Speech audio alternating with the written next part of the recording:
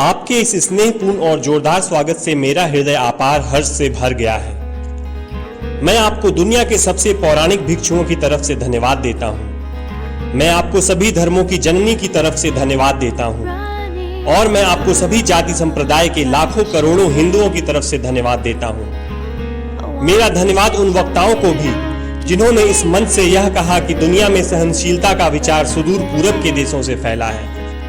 मुझे गर्व है कि मैं एक ऐसे धर्म से हूं जिसने दुनिया को सहनशीलता और सार्वभौमिक स्वीकृति का पाठ पढ़ाया है। हम सिर्फ सार्वभौमिक सहनशीलता में ही विश्वास नहीं रखते, बल्कि हम विश्व के सभी धर्मों को सत्य के रूप में स्वीकार करते हैं। मुझे गर्व है कि मैं एक ऐसे देश से हूं जिसने इस धरती के सभी देशों के सताए गए लोगों को शरण दी है।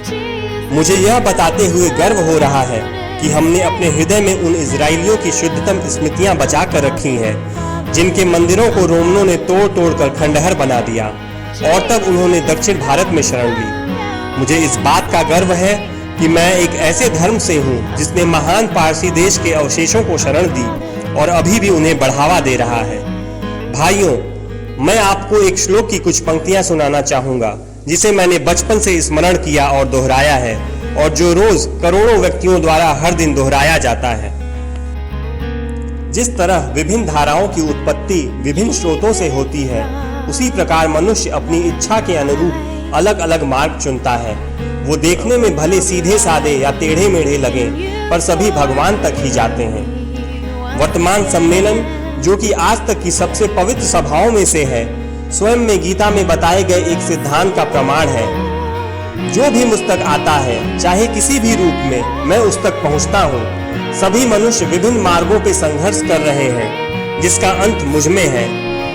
सांप्रदायिकता, कट्टरता और इसके भयानक वंशज हठ धर्मिता लंबे समय से पृथ्वी को अपने शिकंजे में जकड़े हुए हैं। इन्होंने पृथ्वी को हिंसा से भर दिया है।